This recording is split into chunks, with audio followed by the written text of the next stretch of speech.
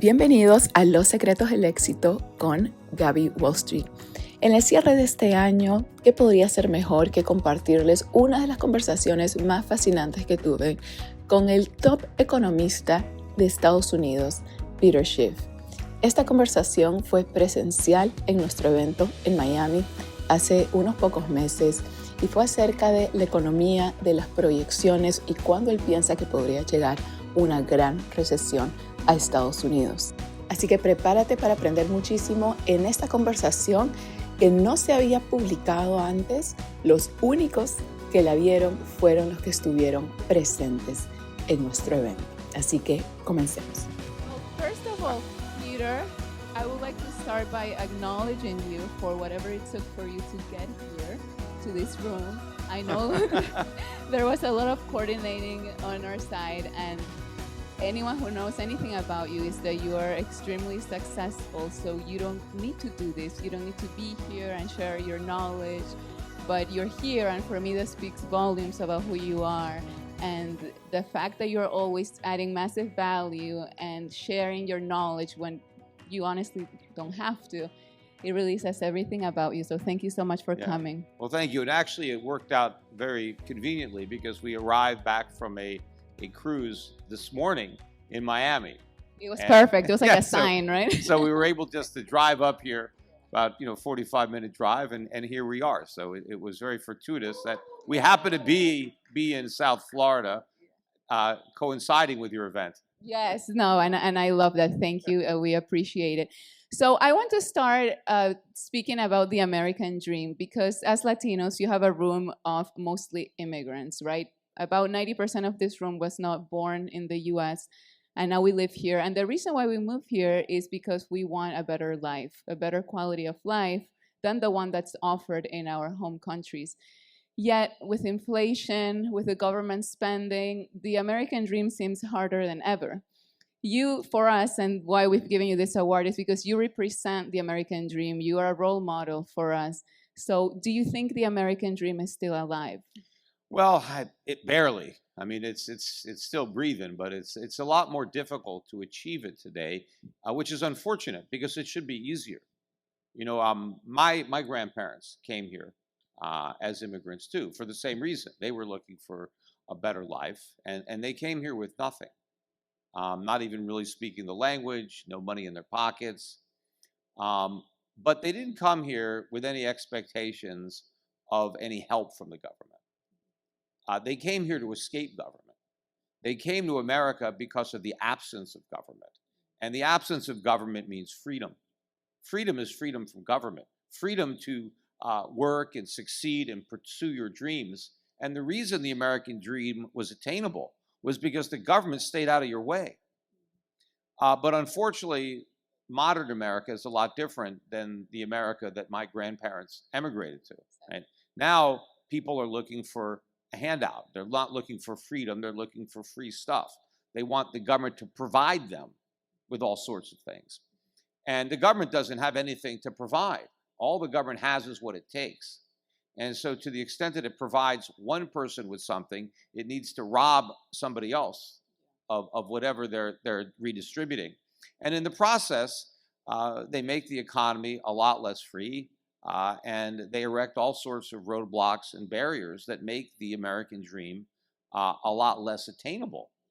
And unfortunately, as the problems get worse, you end up with a result like they just had in New York City in the Democratic mayoral primary, where the problems that government creates become so great that it opens up a window for a avowed socialist, communist, to come out and say, we've got the solution to these problems, even though they are the cause of those problems.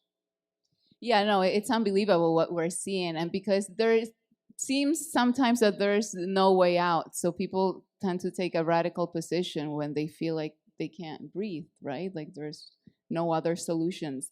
So how should investors then today think about preserving wealth? We, of course, know gold is your main thing, right? Well, it's not my main thing, but it's certainly something that I'm known for.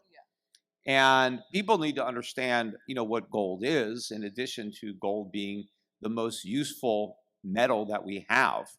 It's used in so many things, but it's also been the best money that we've managed to come up with in the thousands of years that we've used money. Before we had money, we had barter, and barter is very inefficient because you have to have a confluence of needs, and money solved that problem. But money had to be the most marketable commodity, and that just happened to be gold. And gold has been protecting people from government-created inflation for hundreds, if not thousands of years. And the price of gold today is around $3,300 an ounce. But what that tells you is how much value, how much purchasing power the dollar has lost. When the Federal Reserve was created, you only needed $20 to buy an ounce of gold. And that's how many dollars you needed to buy an ounce of gold about 120 years earlier, in 1789, when the dollar was defined by a weight of gold. That was the first coinage act of the country after we became a country. Next year we're going to be celebrating the 250-year anniversary of America. But when we first were established, $20 was an ounce of gold. And that was the case up until not only 1913, but up until the mid-1930s. But the reason now you need more than 100 times as many dollars to buy the same ounce of gold. Gold hasn't changed. It's exactly the way it was. What's changed is the purchasing power of the Federal Reserve notes, of the currency that we use, not the money. Gold is money, but the Federal Reserve notes, dollars, are currency. And so many of them have been printed, created out of thin air by the Federal Reserve, that you now need more than 100 times as many of their notes as you needed when the institution was created. And unfortunately, and all of this will be aggravated by the passage of the big ugly bill when they finally get it through. But the deficit spending that has been driving the Fed to create so much inflation to cover the costs. See, when you have the federal government spending $2 or $3 trillion a year more than it collects in taxes, we don't get all that extra government for nothing. We have to pay for it. And the way we've paid for it is through inflation. Instead of the government taking our money, they take the purchasing power from our money by just printing it and spending that. And the result of that is everything is more expensive. And one of the reasons why the outcome of the New York election was the way it was is because it was a campaign on the cost of living, on how expensive everything is getting. Well, that's because of the inflation tax. People are paying higher prices to finance government spending. Government is the sole source of all inflation. None of it is the fault of greedy businessmen or Putin or anybody else who they claim is gouging us on prices. It's the government that's gouging us. Right? They're gouging us by spending money, because all the money the government spends, and that's why when you talk about the new budget, the big ugly bill, it's a fraud when they talk about it as the largest tax cut, because taxes or the cost of government is not defined by taxation, but by spending. And since this bill will spend more money than any other previous budget, it is a tax hike, because every dime the government spends has to come out of the pockets of the American public. And either it does it directly through an income tax or payroll tax or a tariff, or it does it indirectly by creating inflation. But the thing about the inflation tax is it is avoidable to a degree if you own assets. And that's why the rich tend to be getting richer and the middle class and the poor poorer, because they don't own the assets that allow them to avoid inflation. But the people in this room, to the extent that you're investing, you really need to recognize how grave the inflation threat is and how much larger it's going to loom in the coming years. And that a lot of the investments that I think have provided a hedge are not going to work as well. I think the stock market is in a bubble, hasn't popped yet, but I believe the U.S. stock market is a bubble. The U.S. bond market was a bubble. That bubble has popped. We are in a bear market now in bonds. I mean, if you've been holding U.S. bonds, you have some substantial losses in your portfolio, especially adjusted for inflation. And the dollar is also in a huge bubble. And I think that bubble is in the process of popping. It hasn't popped yet, but it looks like it's in that process. We're now at a 3.5-year low or so against the dollar, almost at an all-time record low for the dollar against the Swiss franc. But it looks like it's about to crack. And if the Fed cuts rates, or when the Fed cuts rates, there's a lot of pressure now. Trump wants to, fire the moron so that he can put a different moron in there who will cut rates. But I think once we cut rates, right, long-term rates are going to rise. The bond market is going to tank. And the stock market? Well, and then the stock market could follow the bond market because the stock market is hoping for lower rates. But the Fed can't really deliver lower rates. It can manipulate short rates, but it can't control the long end. It was able to get away with quantitative easing and 0% interest rates in prior years because we had the cooperation of the rest of the world. The rest of the world was willing to loan us the money, warehouse our dollars, reinvest them in treasuries and mortgage-backed securities, and sustain our economy, sustain our budget deficits, sustain our trade deficits. But I think the willingness of the rest of the world to continue to subsidize the U.S. economy, I think, is going away, especially given the recent vilification of the world by the Trump administration. They're taking advantage of us. They're ripping us off. They're screwing us over. Okay, well, they're going to stop doing that. So they're not going to buy our bonds anymore. They're not going to buy our mortgage-backed securities. And they're not going to supply us with all these low-cost consumer goods for nothing, right? Which is what they've been doing. They've been taking our inflation and giving us their stuff, and then they've been propping up our financial markets.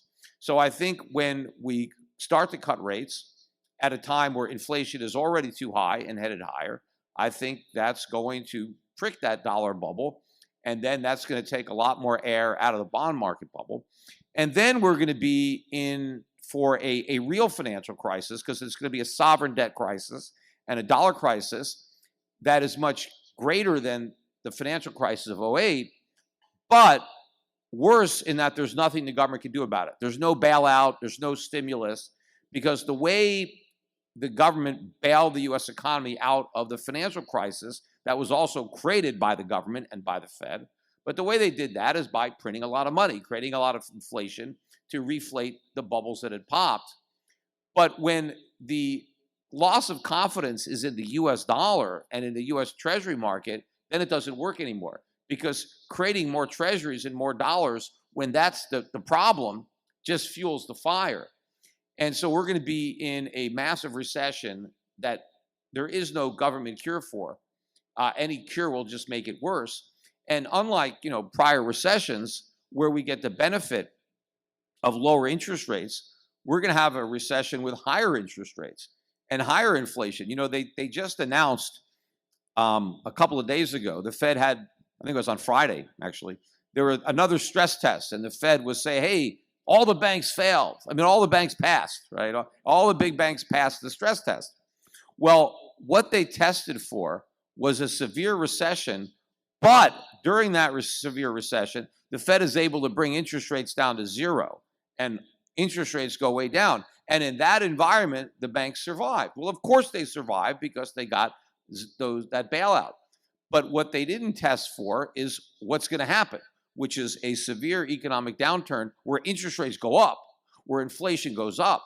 And in that environment, all those banks fail, which is why your portfolio needs to be invested the right way, right? You need to be invested outside the U.S. You need to be in value, dividend-paying stocks. You need to be in precious metals. You need to be in precious metals mining stocks. And you got to be a real investor, not just a speculator.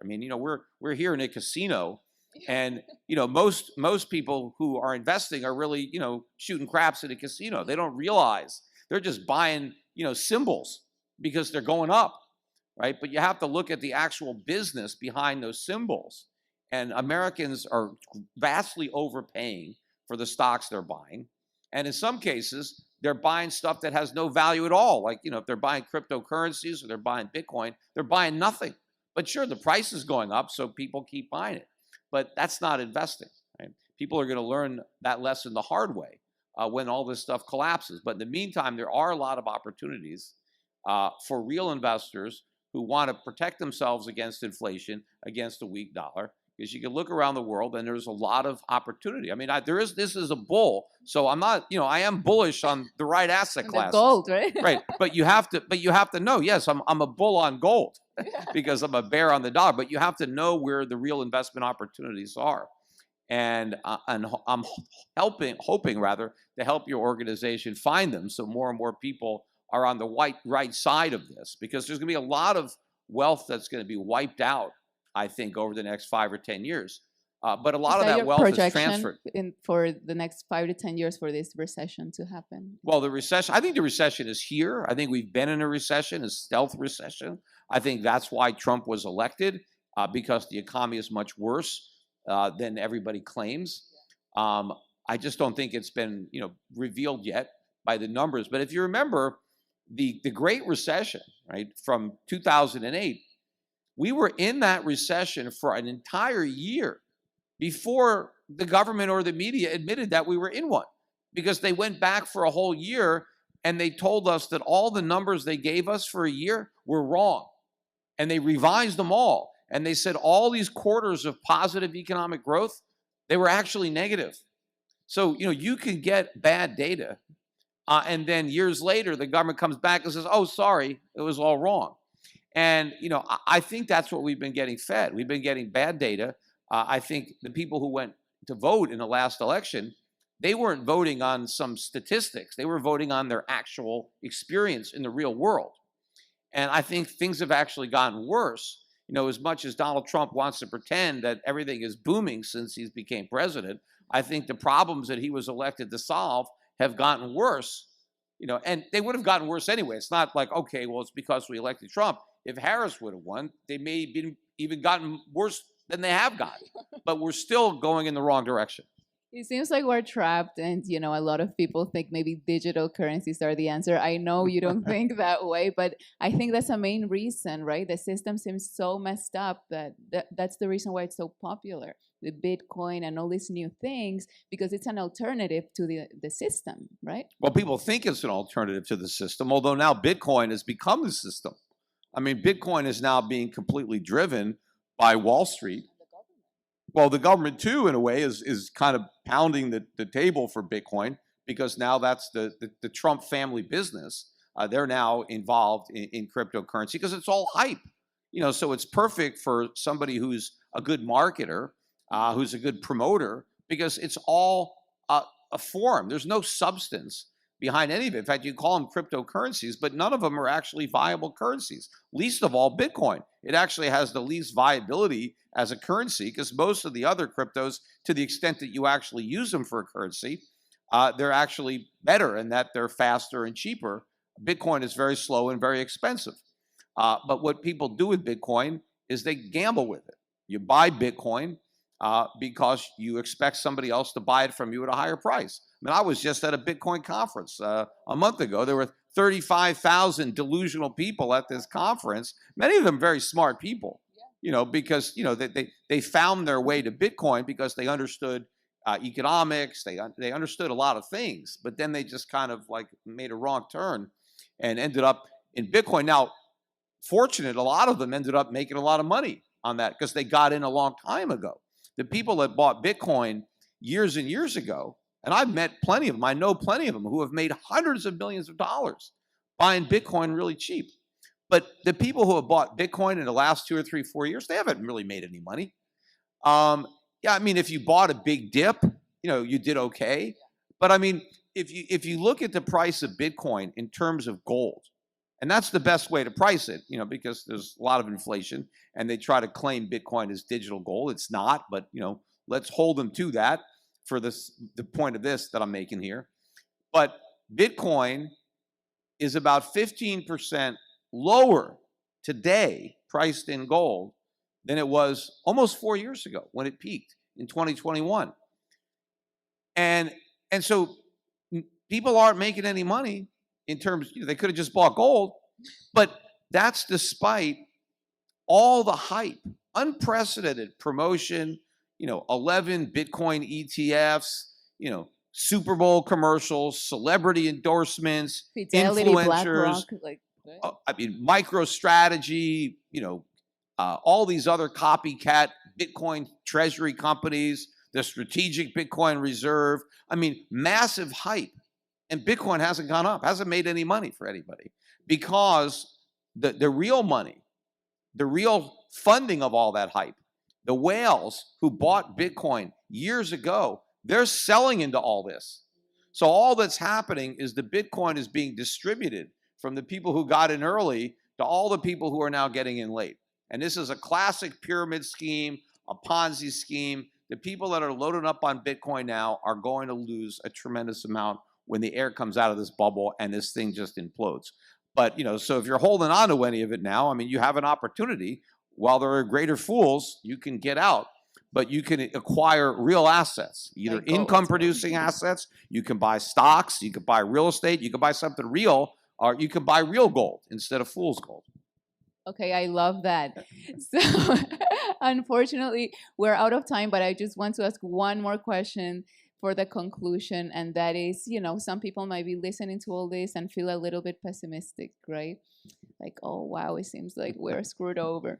So what's an empowering tip you can give all our investors here? Maybe something beyond the lines of, what do you think you owe your success to, right? What's that habit or that tool that made all the difference for you, so that we can take notes and hopefully we'll be as successful as you? Well, I think for me personally, I kind of never lost confidence in the things that I believed in and the things that I knew to be true. And you're going to get a lot of criticism along the way. People are going to put up a lot of roadblocks, and you just have to work hard, and you just got to persevere and have confidence in yourself, and have confidence that you're right. And yeah, you are correct in that. I talk about a lot of the negative things, more so than the positive things, because it's the negative things that concern me, and it's the negative things that most people are not appreciating. But there are positive.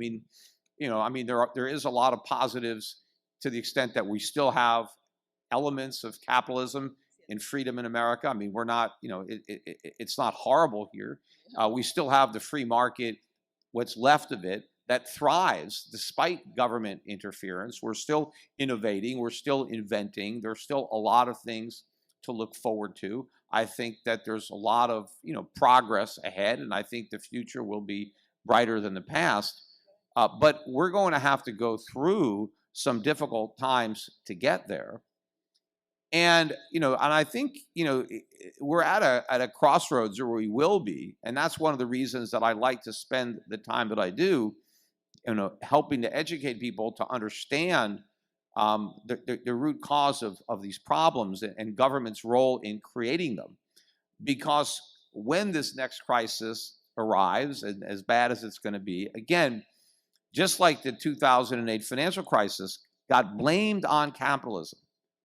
And people today still think that was because greedy banks, we just didn't have enough regulation. And it wasn't a failure of capitalism, it was a failure of socialism. It was government, it was central banking that laid the foundation and created that crisis. And then what they did laid the foundation for the one that's coming.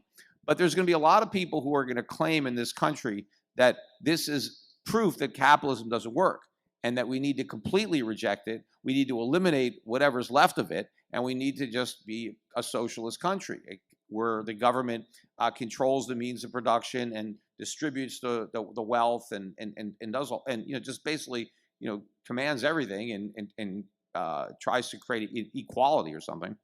But we need to have a much louder voice to drown that one out and to reject government, and to take that as a failure of government, and the solution being to dismantle government, to re-empower freedom and capitalism. I mean, that's what they've been able to achieve after many, many decades in Argentina, where you have a real a president elected on that pro-liberty, pro-freedom, anti-government platform. It's an economist. And actually come in there and take a real chainsaw to government spending, to actually do what Trump pretended he was going to do. Milei actually did it, and I think a guy like Elon Musk, he was expecting a Milei, and he was very frustrated that that's not what he found when he came to Washington, and he left, basically as if he left it was a failure, and now he's just out there critical of like I am. But he's got a good platform. He's got a big platform with which to vent that criticism, and hopefully more people are listening and paying attention.